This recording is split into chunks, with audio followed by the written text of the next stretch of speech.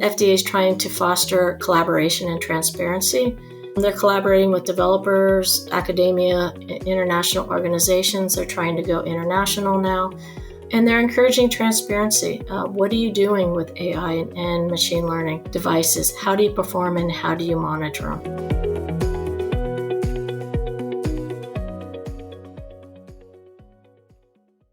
Hello, welcome to FDA Watch. I'm Wayne Pines. Welcome to this edition. We're the only independent, nonpartisan national forum dedicated to discussing the latest developments, trends, and issues surrounding FDA. I always start out by reminding you that if you have not officially subscribed to our podcast, you can do so right now, or actually after you listen to this one, at fdawatch.net. That's our website, fdawatch.net. When you subscribe, and it's free, you receive an email when a new episode appears, including bonus episodes when there's breaking news. Plus, you'll get quick access to our headlines and resource links. So I ask you to please officially subscribe, even though I know that you know about the podcast because you're listening to this one. In this episode, we're going to focus on medical devices. We have two great guests. You'll meet them in just a moment, but let me get to some headlines. First, on an FDA-wide basis, it's interesting. The FDA just posted a new staff manual laying out what they call the core tenets of gold standard science. During this administration, there's been a lot of discussion about the gold standard of science. Some of the elements they mentioned are reproducibility of results, transparency, skepticism, peer review, avoidance of conflict of interest. It's not clear how FDA is going to use this definition, but it's interesting to see how the present leadership describes gold standard science. The manual is on FDA's website, which is fda.gov, and it's accessible through the search engine. Let me go to the Pharma desk. The U.S. District Court largely upheld FDA's authority to regulate homeopathic drugs as new drugs under the law. The lawsuit challenged the agency's denial of a citizen petition that sought to exempt homeopathic products from traditional drug approval requirements. This means the federal judiciary is unlikely to get in the FDA's approach to homeopathic drug regulation. And finally, from the Pharma desk, HHS is bringing back its task force on safer childhood vaccines. This group was created in 1986, which established a compensation program for vaccine-injured people. We're sure to hear more from the task force, given the emphasis in this administration on vaccine. We just posted on August 11th a podcast on vaccines, and you can access that podcast at fdawatch.net. From the devices desk, earlier this month, FDA declared PFAS in medical devices safe. The agency concluded that currently there is no reason to restrict their continued use in devices. FDA noted that their use in medical devices are different from those detected in drinking water and other parts of the environment. That has been linked to health concerns. Interesting development. From the foods desk, FDA issued a warning about imported cookware that may leach lead into food. The agency warned retailers and consumers not to sell or use certain imported cookware made from certain brass and aluminum alloys. FDA noted that young children and women of childbearing age may be at higher risk for adverse events. Obviously, there's a risk associated with lead in cookware. The cookware is identified on FDA's website, again, fda.gov. And finally, from the cosmetics desk, in a recent webinar, experts outlined the growing complexity of biodiversity compliance for cosmetics and personal care companies. These challenges, which are tied to access and benefit sharing regulations, are top of mind for many companies actively supporting sustainability initiatives. Regulatory fragmentation is adding layers of complexity and uncertainty that many companies, especially those in international markets, are facing. We'll keep an eye on sustainability and compliance in cosmetics across the global landscape. Later on this year, we will have a podcast dedicated to cosmetics. Let's meet our guests. Joining us today is a returning guest, Neil O'Flaherty. Neil is a partner and head of the Medical Devices Practice Group at Amin Wasserman Gurnani. He's over 34 years of legal experience representing medical device clients. Welcome back to FDA Watch, Neil. Thanks, Wayne. Happy to be here. Also joining us today is a new guest, Bobbi Druyor-Sanchez. She's a partner with NDA Partners. She's a bioengineer with expertise in both regulatory affairs and quality assurance, an emphasis on software as a medical device, on telemedicine, on ophthalmic devices, on CLIA-based laboratory developed tests. Welcome to FDA Watch, Bobbi. Thank you, Wayne. Happy to be here. I want to start by just asking both of you for your general reaction to what's gone on in this new administration with medical devices. We've seen at CDRH some stability in leadership. Michelle Tarver was the CDRH director last year and is the CDRH director this year. The other directors of the centers at FDA were all replaced over the last year, so Michelle has provided some level of stability. But I just want to get both of your overviews as to your perspective. Let me start out with you, Neil.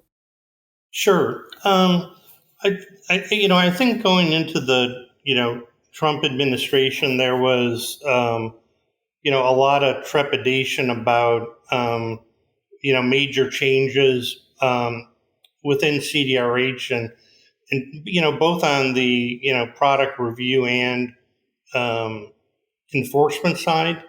I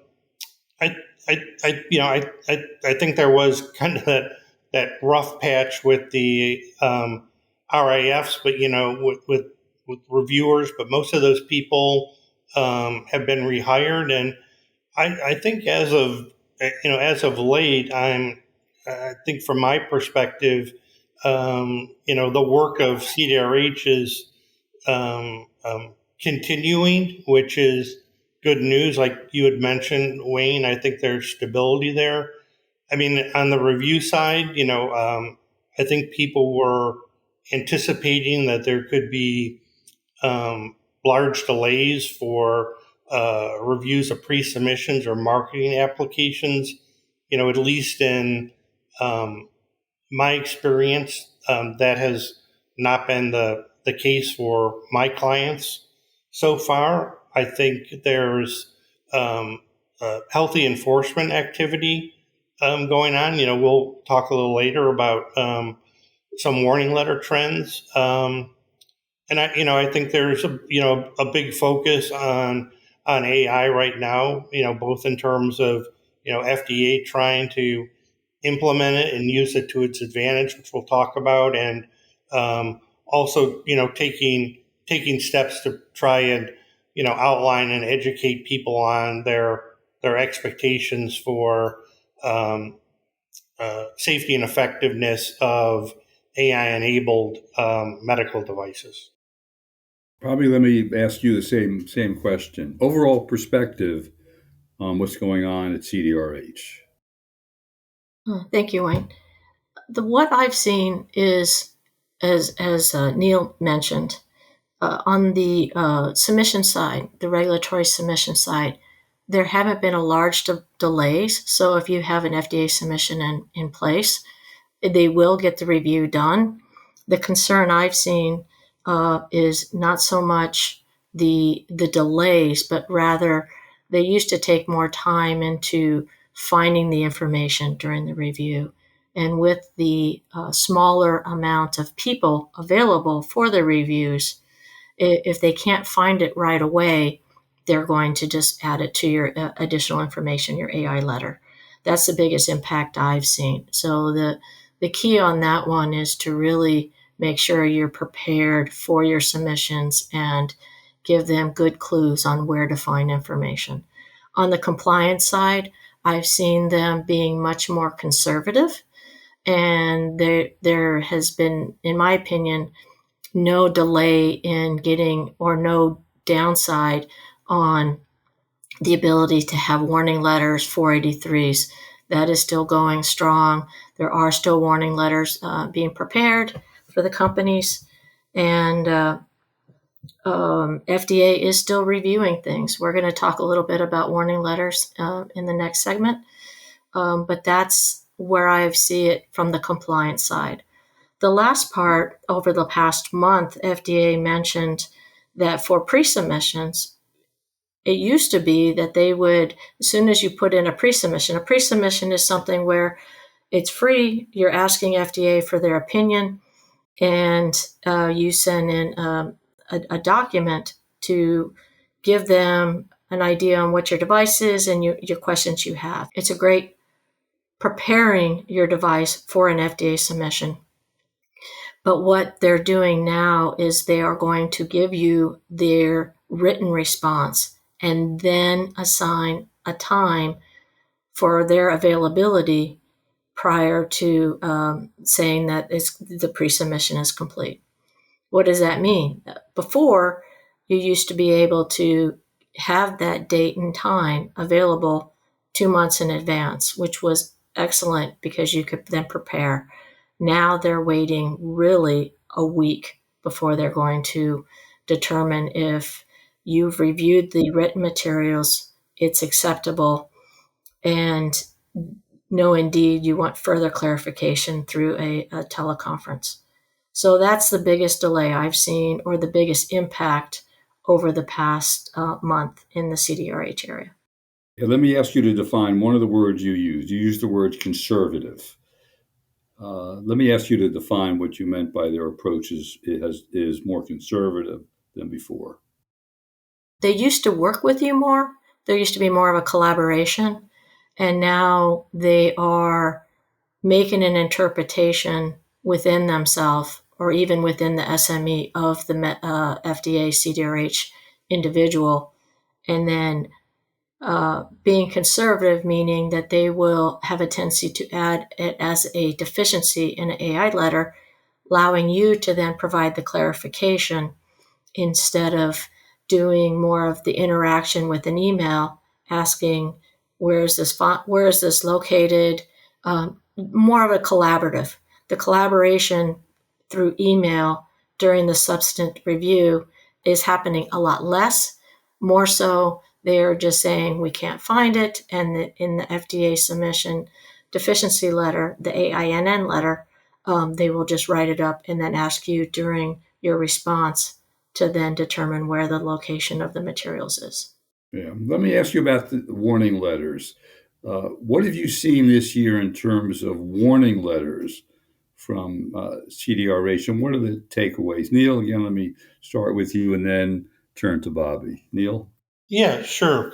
I've noticed that there's a trend this year in warning letters going to promotional claims. FDA issuing warning letters where they're basically saying that a company is promoting the product or making claims that are outside the parameters of their 510K clearance or other marketing authorization, that they're making claims for an otherwise 510K exempt device that triggers the need for a 510K for the product, and also warning letters that focus on the fact that something that maybe the company views as a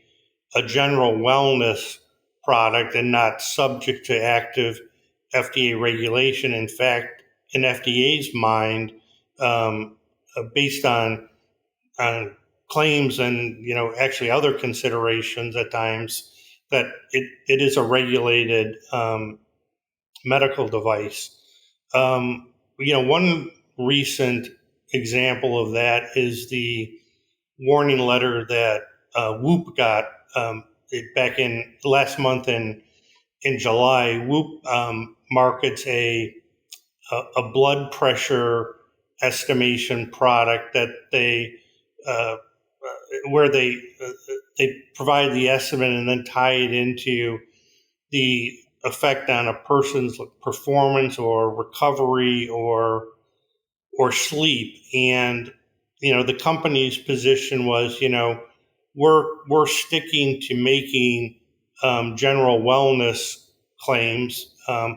We're not making any claims that trigger the statutory device definition in terms of diagnosing or treating a medical condition or some type of disease state, for instance.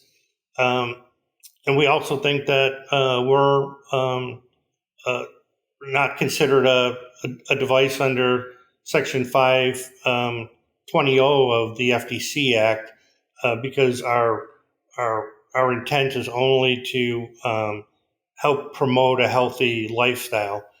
And the FDA has said, no, we think you're a regulated device. And the regulatory thinking put forth by FDA is more aggressive than I've seen in the past.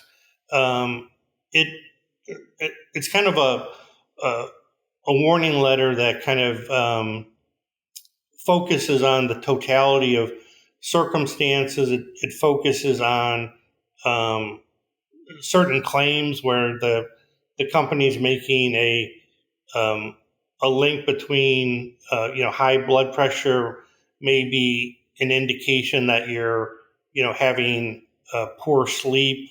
They talk about the fact that some of the design features of the product in FDA's mind make it more like a device. They make a claim basically that it doesn't matter, that they're just providing an estimation that's enough like being a blood pressure monitor in their mind. And the most important argument that FDA put forth, or their position, is this idea that estimating blood pressure is inherently associated with diagnosing hypo or hypertension. And that to me was kind of a departure from FDA's normal approach of really kind of sticking to looking at, for the most part, the claims for the product, because I think WHOOP actually, has a pretty good argument that they were sticking to claims that, by the letter of the general wellness policy would be considered general wellness claims. And so I see the WHOOP letter as, maybe a signal that FDA is going to be, taking a more conservative approach in terms of what they actually consider to be a wellness device, and it may signal more, aggressive action in terms of, seeking out products that are held out to the public as general wellness, but in FDA's mind is a regulated medical device. For instance, in the WHOOP case, where the agency found it was, inherently medical to be taking a blood pressure reading and giving an estimation, despite what the claims were being made for the product. There's that word conservative again, and I'm gonna come back to what you just said. But first, I'm going to ask Bobbi for her perspective on device warning letters this year, and then I want to come back to both of you and follow up on what you just said about those medical devices that people use to keep their, assess their own blood pressure and perhaps other parameters. But Bobbi, let me ask you about the device warning letters. Thank you, Wayne. I think Neil did a very nice job on summarizing the warning letter at a high level, as well as WHOOP specific warning letter. I think the bottom line is that FDA is constantly reviewing websites as well as listening to, in essence, competitors who are contacting them about products that are devices.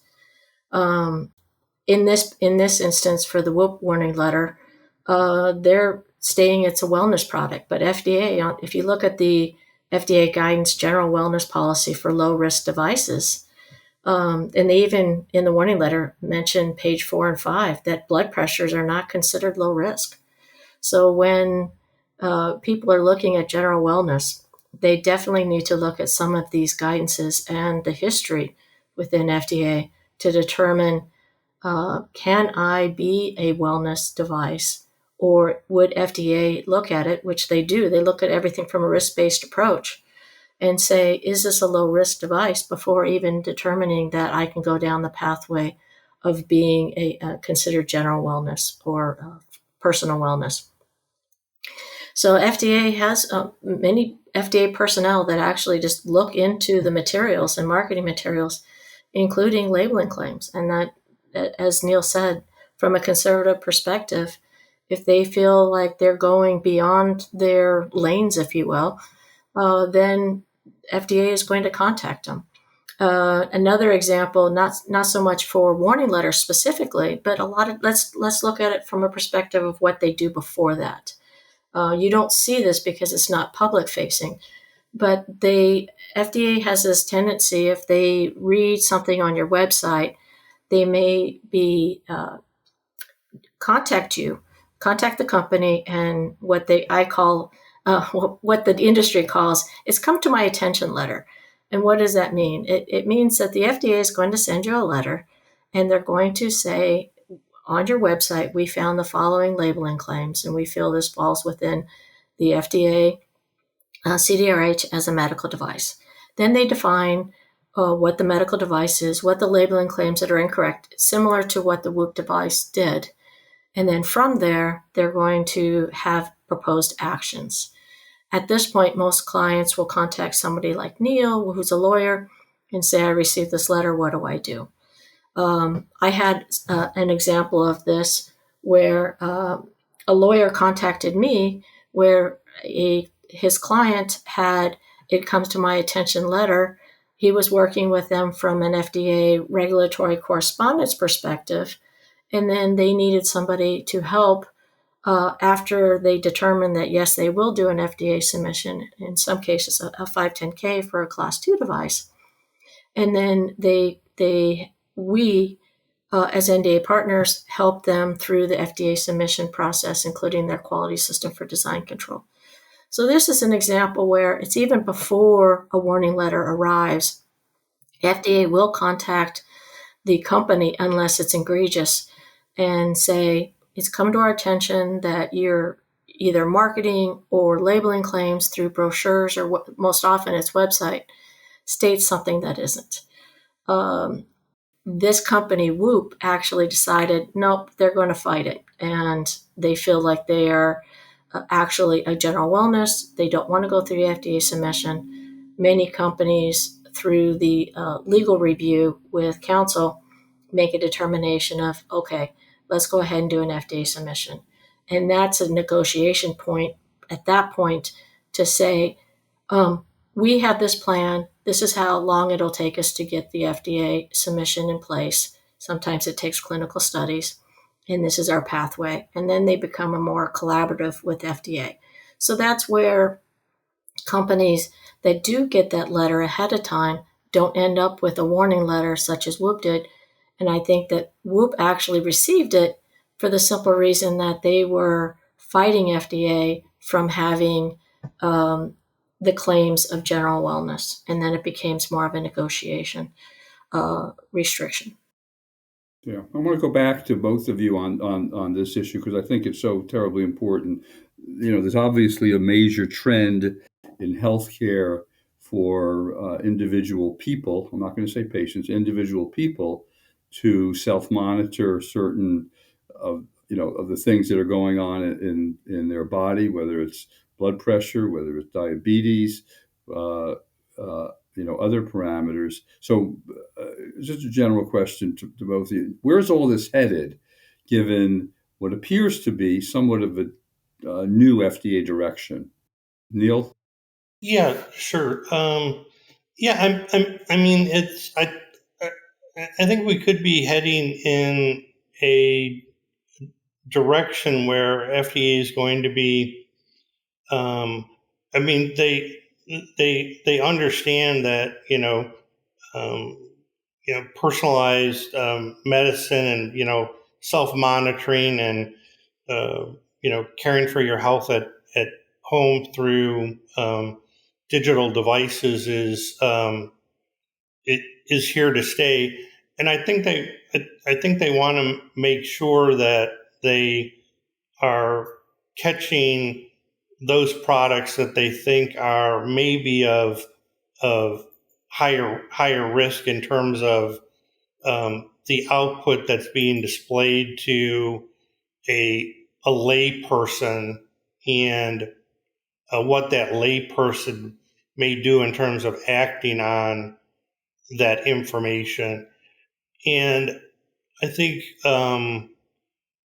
WHOOP and, for instance, FDA has a code now for non-medical glucose level monitoring that's treated as a 510K device. So I think FDA may be looking at being more conservative when it comes to these personal health apps and devices where there's actually a measurement of a physiological parameter being reported to a lay person.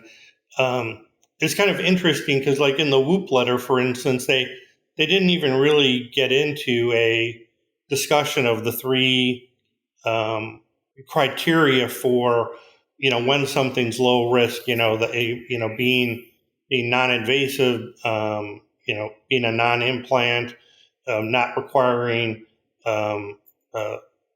additional special controls to make sure that the device is safe. They in the guidance they use the idea of protection from radiation as one example they give, and they kind of just focus more on the fact that they think even a blood pressure estimation when that output is given to a lay user could lead to untoward medical occurrences, wrong, and the person takes action that isn't required, or maybe the output is giving them a false sense of security because of some problem with the product that they're not taking action that they should. So I think that may be a direction FDA is going in this area. Yeah, Bobbi, any comment on that? Yeah, I think you've seen a lot of the FDA guidances on the software as a medical device, digital health area. They've been updating them to really help define what is low risk, what's high risk, what's enforcement discretion, which is in FDA speak. Enforcement discretion is you're still considered a device, but we don't need the information about it. But you should still have the infrastructure, the quality system to support it. In the general wellness area, you might see that particular guidance gets updated. It hasn't been updated for a few years. So that's one that's where it's a device, hardware and software. But you'll certainly see examples through their FDA guidances that help delineate, and seeing the most recent ones presented as drafts, you're starting to see that FDA is providing through those FDA guidances an understanding of how FDA is thinking, and are they, in some areas, they're being a little bit less conservative because the area is well known, it's well understood, and they feel like people have been using apps, for example, and have a much better understanding of them. In some areas, such as blood pressure, people might not know what those, systolic and diastolic numbers mean. And therefore, it creates a risk. And somebody might not go to the doctor when those numbers are high and they're shown, or there's a false sense of security by saying it's only related to sleep, when it could be, in essence, from a risk perspective, showing that, yeah, you should go to the doctor. So in the future, in the next 6 to 12 months with this new administration, you may start seeing some of these guidances in this specific area help determine whether or not this administration is going to be a little bit more conservative, or not necessarily conservative, but maybe delineate where is that line, where is that place to determine, am I a device or am I not? Right. Certainly an area that bears watching. That affects just about everybody, because a lot of people are using these devices that will help. I'm not going to say self-diagnose, but measure certain parameters. Let me shift gears. I want to talk about inspections. What are your thoughts with regard to developments on the FDA inspections front? I'm going to start with Bobbi this time and then go back to Neil. It's interesting perspective, because here they have in January and again in March, they had some downsizing. So now they're saying that there's going to be an increased unannounced inspections in Europe. The argument is that Europe was getting announcements. It's harder to get into the area. They're not local within the U.S., and therefore they were getting more announcement, so they could have a couple weeks to prepare. And the argument was that U.S. they had the capability of getting unannounced audits, inspections, whether they're for cause or not for cause. So it was interesting because it was supposed to get rolled out, and I haven't seen a huge impact on it in Europe, meaning I'm part of the Pharma group, and they have access into Europe. They have not mentioned seeing a large impact or more unannounced inspections. I think it's more of a regulation to say that U.S. and European companies are not being treated any differently in regards to just unannounced inspections capability. Neil, same question. I think, this program of, increased unannounced inspections, I think right now it's focused, primarily on foods and drugs, or at least that's how kind of FDA's communicated it. But,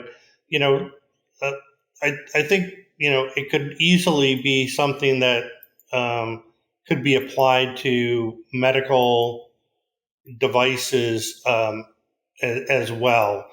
I think it's really important, especially for if you're relying on importing product from countries that historically FDA has scrutinized more or looked a little more askance at, that you really do a good job in terms of vetting your suppliers, and really monitoring them along the way, to make sure that they're inspection ready, and are in compliance. Because if you're not doing that vetting and monitoring, you could find out that you have a manufacturer, a foreign manufacturer on your hands that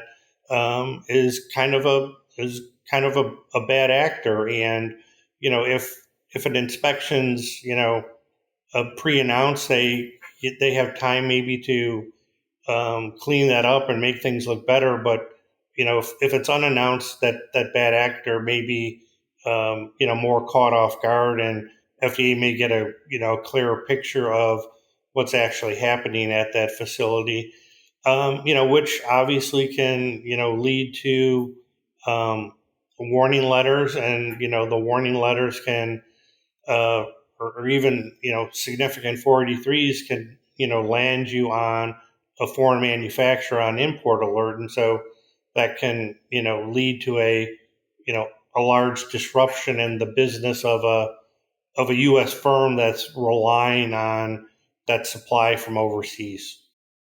Okay. We're going to take a quick break now.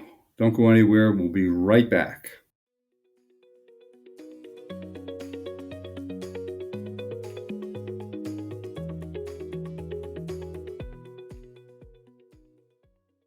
And we're back.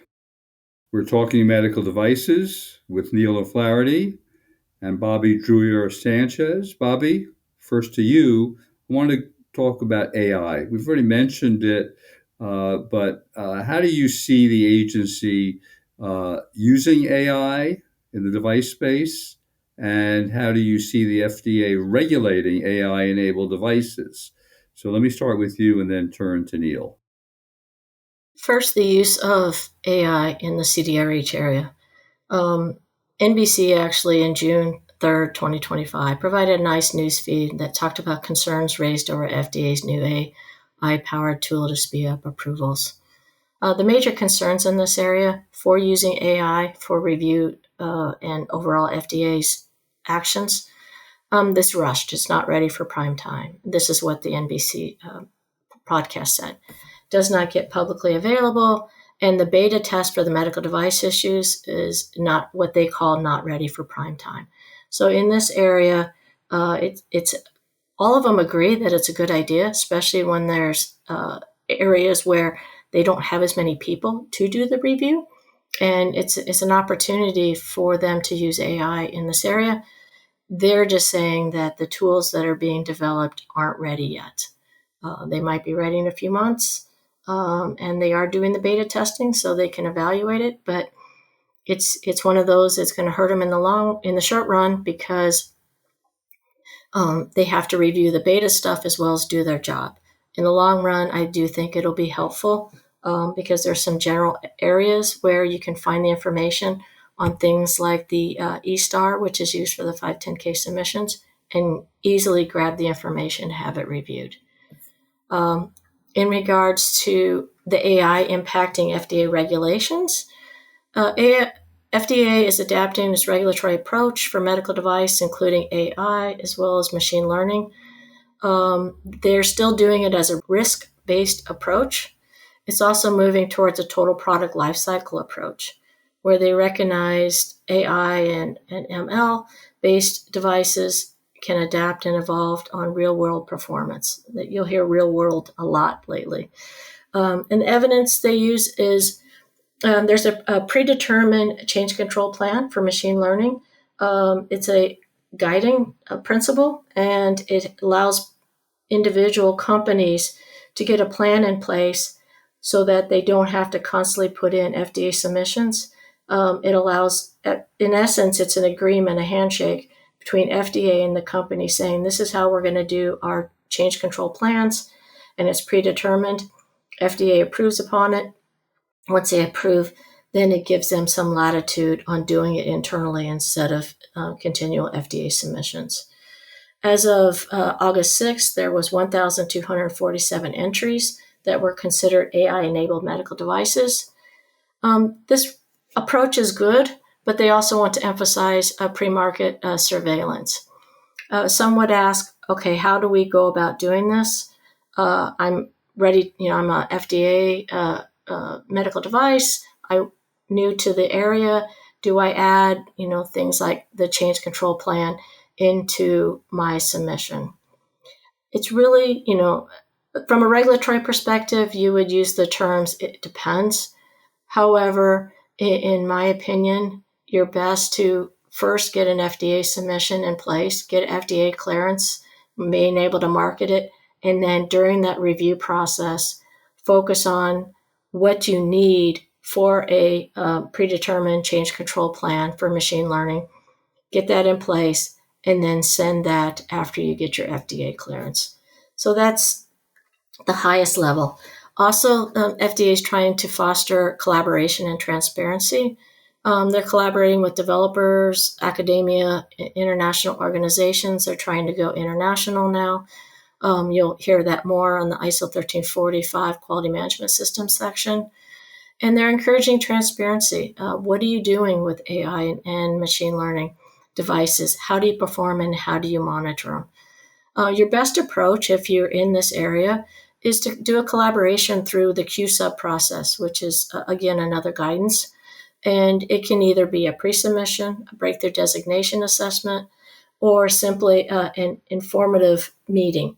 And this allows you to let FDA know what you're developing, what you're designing, how you plan to test it for verification validation according to your intended use. And then at that point, you get feedback from FDA so that it makes your FDA submission even that stronger. FDA will always welcome that, and the best part about it is it's free, especially if you're using things like AI and machine learning. It's also just good learning practices. FDA is promoting this term, good machine learning practices, to guide development on high quality and safe use of these devices. And they're doing it again as a risk-based approach. And so they're also going to focus on not just your device and the information you provide to them, but you have to have a good, strong quality management system up early. This ensures that the development, delivery, and maintenance of these high-quality medical device products through their life cycle. This is both for software devices that incorporate AI and ML. Too often, companies focus on their device without realizing they need strong design control, and it goes beyond just simple agile development. And you need a quality system that's compliant with FDA's 21 CFR Part 820, and soon will incorporate QMSR. So the key guidance documents have been updated over the past year and need to be reviewed ahead of time. So this, in essence, is FDA's working to ensure that artificial intelligence-powered medical devices are safe, effective, and beneficial for patients. But overall, you have to go and do your homework and speak with FDA ahead of time to make sure you're in line with how they think and what they expect. Thanks for good analysis. Neil, let me turn to you on AI. Yeah, I think Bobbi gave a great overview, both in terms of how FDA is utilizing it in the status, and how what their steps are in terms of regulating AI-enabled devices. I'll just add a few additional comments. I think FDA is having problems both with ELSA and with CDRH GPT. I think there was a desire on the part of the agency, especially with the new commissioner, to push this initiative forward and announce it. In my humble opinion, I think it got a little oversold in June, and we're finding out that the reality is different inside the agency in terms of there being problems with both systems. ELSA, for instance, they asked it questions about approved products and other public information, and the summaries they got back were incomplete, or even partially wrong at times. I've heard that the CDRH pilot AI program has struggled to kind of do simple tasks in terms of allowing questions to be asked and uploading of information, etc. It's not tied into other FDA systems. It's not connected to the internet, the last I heard, which would prevent it from drawing upon, new relevant information that may be out there. So, I mean, I think obviously, using AI in FDA's operations is, a foregone conclusion. It's going to happen. I think with time, it should improve and be more beneficial. At the same time, I think right now, though, we're at a point where, to the extent they use these systems, there has to be a lot of human supervision to be able to recognize when the systems are making mistakes that could have a negative impact on regulatory decision making. I mean, on the front of FDA regulating AI enabled devices, I think they're obviously the traditional medical device review model, for a static product, for instance, is not a great fit for the adaptive AI technologies. I think FDA's been trying hard and doing a good job in terms of as Bobbi was explaining, trying to put guidance out there so companies can understand what FDA's expectations are. I think at the same time it's early days to see how this will all work out. I think back to FDA's pre-certification process for software as a medical device products. That on paper sounded pretty good. Coming out of its pilot program, there were a lot of problems. I think FDA has learned a lot from that, and hopefully that'll help them do a better job and ultimately coming up with a good regulatory regime for AI products. But again, we'll just have to wait and see. I think it's early days still. Yeah, no, I think that's the right perspective. It's early. In virtually all of our podcasts, we're covering AI because that is the future, not only the future in terms of regulation, but in terms of our everyday lives. I want to shift gears and turn to our resource link segment. During this segment of our podcast, we provide our listeners with some links. You can check these out on our website, fdawatch.net. There's no need to write anything down. I want to turn first to our Pharma resource link. FDA posted an update on its site to help consumers better understand the agency's term for possible new therapies. The FDA offers more information on the definition of terms such as FDA approved, investigational treatments, emergency use authorization, and others. You can read that full update via our resource link on fdawatch.net. On the food side, former FDA Commissioner Kessler submitted a citizen petition. In my memory, the first citizen petition ever submitted by a former commissioner. Dr. Kessler served during the 1990s as commissioner.